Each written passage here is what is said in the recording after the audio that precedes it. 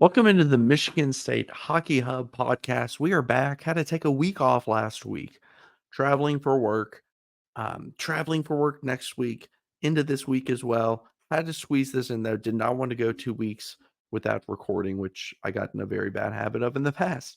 So we're trying to be a little bit better there. Also, buttoning up the for the YouTube crowd. I put this sweatshirt here to protect you from the stupid light above my head. Hopefully, now it's still going to shine off my bald head here, but hopefully, it's a better experience for you all. Today's episode, we're going to preview this weekend matchup, talk a little bit about the exhibition against Windsor this past weekend. And there's just a few different updates I want to talk about with Michigan State hockey commits, do around the Big Ten, update you all on where the Big Ten teams stand right now. So without further ado, we will dive right in. First off, Michigan State. I haven't mentioned this yet. Number 4 team in the nation, right? That is the highest they have been ranked since 2007. Of course, when they won the national championship that year. Just really impressive.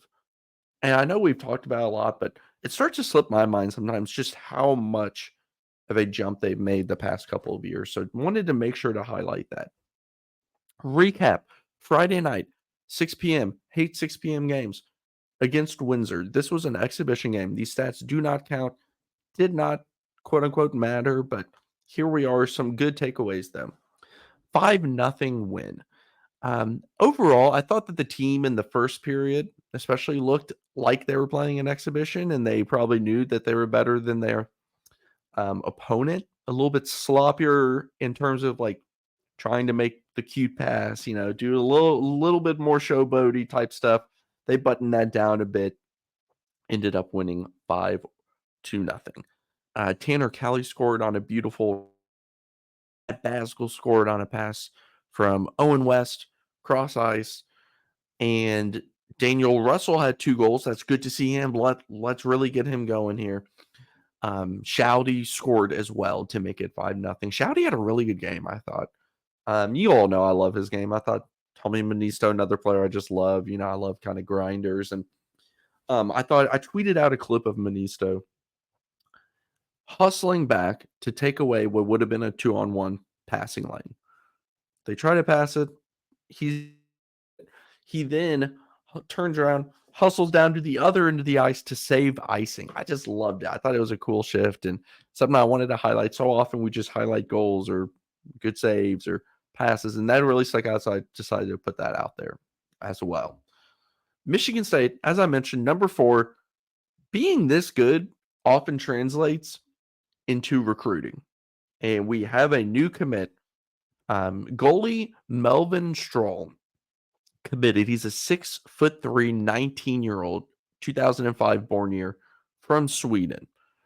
He was actually a 2023 5th-round pick to the Columbus Blue Jackets.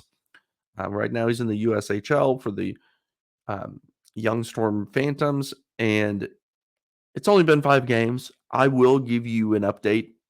Not me, actually. I'll provide the update. I'll have Jeremy come on and actually talk about some of these commits if he's willing to. He knows so much more than me about all these guys, so I'd rather you all hear from him. In 5 games, .910 save percentage. Not a whole lot to tell you about the guy other than great. I trust the staff and the recruiting. It's really looked good. Maybe I'll ask around and see if I can get some more information for you all for next show. But I wanted to mention that. So technically, he is going to come in once Trey Augustine leaves. If Trey leaves after this season and goes to the Red Wings, turns pro, great. Here comes Stroll. If Trey stays another year, great. Here comes Stroll. And then it's DePasco and Stroll. And we did see Luca DePasco in some action, 9 saves on 9 attempts in the exhibition. Really thought that was great to get him some run. Just get in there, see some pucks, action, get between the pipes. Always important to do that during the exhibition games. So there's another commit for Michigan State. Shane Vanaski was actually named to the preliminary NHL draft list. And he was given a B rating, which the way that translates according to the in a NHL draft list is that's projected to be a second to third round pick. So the Spartans are going to have another, relatively high draft pick most likely. He's also like 18 years old, very, very young. Little bit of an update. Artem Levshinov, drafted by the Blackhawks second overall, was activated off IR and immediately sent to Rockford. So Levshinov is starting his pro career now with the Rockford Ice Hogs in the AHL of Chicago system. All right, Canisius. Let's talk about them. This weekend's matchup. I don't know a ton about them. I tried to watch some of their highlights, couldn't find much on YouTube. It was just like clunky. I don't have Flow Hockey. I'm not paying all that money. And that's another thing. I will not be able to watch the games this weekend. We have a funeral and visitation out of town that we will be going to. It's on Flow Hockey. Like, it's just not worth me paying for it if I can't even watch it live. So just keep that in mind. Canisius is 1-4 this season. And I wanted to read you the scores. These are the final scores of each of their games. A 1-4 loss, a 2-5 loss, a 3-6 loss, a 3-8 loss, and then a 6-3 win. Wow. They have given up a lot of goals. A lot of goals. Their one win was against Maryhurst, and that was this past Tuesday. As in the, 22nd, October 22nd.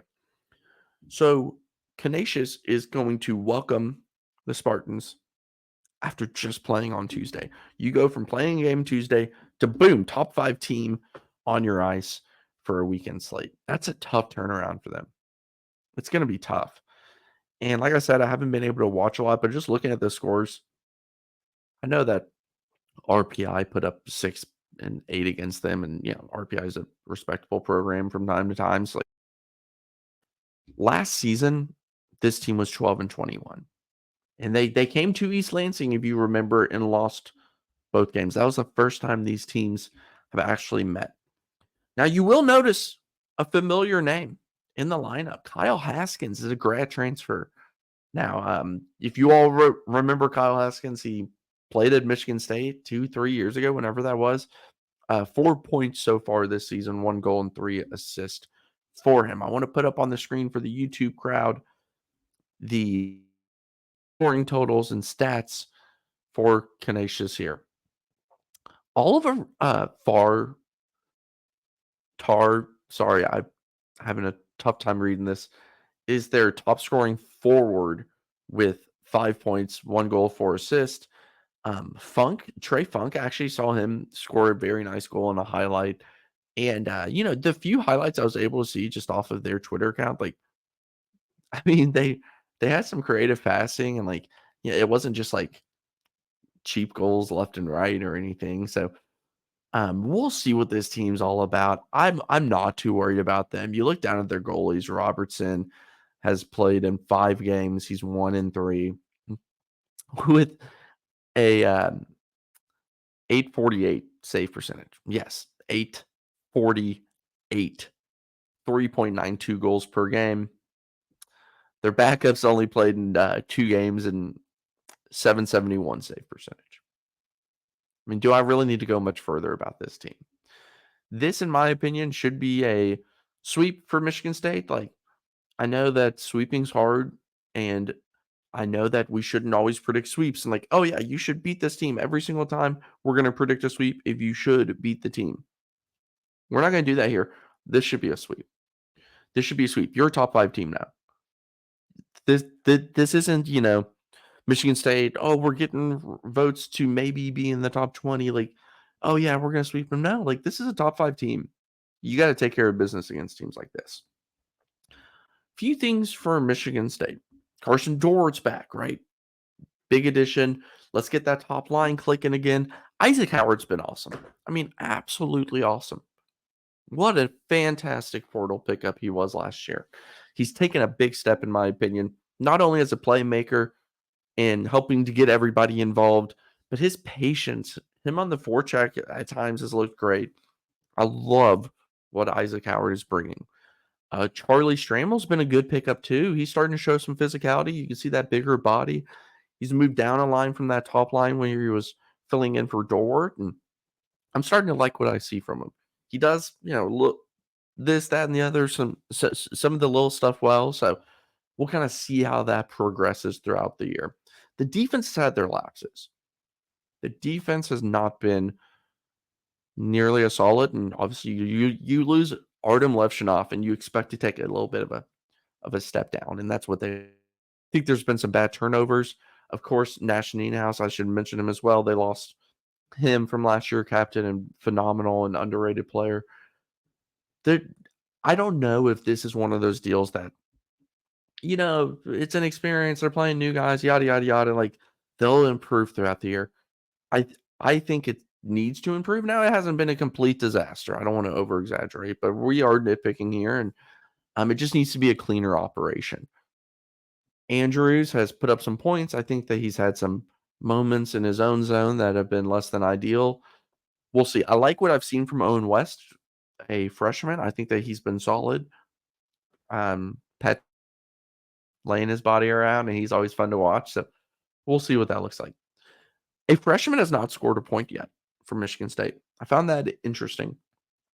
When you think about when the freshmen under the first year of Coach Nightingale, that first season, freshmen had to contribute a lot. Last year, we saw some freshmen contributing. Year 3, like you've seen it. Like he's built the depth. He's built high-end talent. And in the past, it was like, oh, we brought in these freshmen. They need to be on the top line, top 6. Now those guys are juniors or sophomores, and it pushes everybody down a bit. And now we're having, plenty of freshmen that are healthy scratches. I think that it's not indicative of the freshman class not being talented. I just think it's indicative of the amount of talent that they have brought in and just lesser roles and lesser ice time maybe for those freshmen. It's only 4 games, too small of a sample size. If we're 8 games into the season and these freshmen aren't doing anything on the scoring sheet, yeah, we'll talk about it further. I just thought it was interesting. Thought I should point that out. Around the Big Ten, Ohio State had a big weekend. Big. They swept Wisconsin. Ohio State, if you remember from the preseason show, was projected to finish last. Boom. Wisconsin projected to finish second. Doesn't matter. Who cares? Predictions suck. OSU 3-0-1 on the year. Big sweep over Wisconsin. Wisconsin's 1-3. 1-3. Again, I'll say it again. 4-game sample size, too much. Don't overreact. Just fun talking about it. They did lose to Lindenwood, who Michigan State plays in. Is that next weekend? Whatever that is, like soon. And they've been getting some sneaky good commits. I don't know, man. Maybe they're starting to build a little something. That would be fun to see. Wisconsin's 1-3 though. I mean, really good last year. 1-3 start is rough. Man, I don't know. We need to wait that one out. Michigan 3-2-1. Tough schedule for them so far, and looking into the future a little bit. They split with St. Cloud State. That was this past weekend. A win and a tie against Arizona State. Split with Minnesota State, who they're better than Minnesota State. Like that was kind of a whoa. I think it was the first game of the year they lost or whatever it was. Like surprising. Now they go to Boston to play BU. Woo! Michigan, tough road ahead. Minnesota, 3-1. Swept Minnesota Duluth. Their one loss was to Omaha. They are putting up a lot of goals. They're scoring. Minnesota is the team, and this is no disrespect to any other team in the Big Ten. I truly mean that. I'm not some Michigan hater or anything like that. Like a very good program. Minnesota is the team that I always just think that team's going to be solid and they're going to figure it out. And I know that's not some huge surprise. I'm saying that, but Minnesota's just always so solid, and I think that they have another good team, and they're D-core strong. They're loaded with draft pay. They're just a really good team. What's new, right? Boom, breaking news, Clay. Thanks. Notre Dame, 3-1. They split with Alaska, who is 1-5. We'll see what Notre Dame is. Kind of a weird transitional situation going on there. Penn State's 2-1. Played the fewest amount of games. Swept Alaska and lost to Quinnipiac. Okay. Before we get out, I want to just look at some of the Michigan State stats. Leading scorer, Isaac Howard. 4 games, 3 goals, 4 assists. That's 7 points. Daniel Russell comes in at number 2 there. 3 goals, 2 assists. That's 5 points. Again, this is all in 4 games. Nicholas Andrews, 3 points and 1 goal. Charlie Stramel, 3 points, and so on. Now you let your eyes drift towards the bottom there. And there's a lot of players with zeros. A lot of players with zeros. Don't care. I'm not reading into that at all. It's just too early. I mean, I don't know. Looking at a box score and saying, this player got an assist tonight, he had a great night. This player didn't, he had a bad night. That's not what we do here. I like pointing out these things and, letting people know of points and everything. I mean, I think that's interesting, but we don't say players are not good because they don't have a point yet. Trey Augustine, he's been really good. 2 goals against, a .931 save percentage. What can you say? It's just what we expect now. Trey Augustine's awesome, man. All right, everybody. Well, I hope that you enjoyed this episode. Please like, please subscribe. Best thing you can do is just send it to somebody and say, hey, have you checked this out? Either way, yeah. Whatever you can do to help out, it's great. It doesn't really matter either way. We're going to continue to do this. So go green.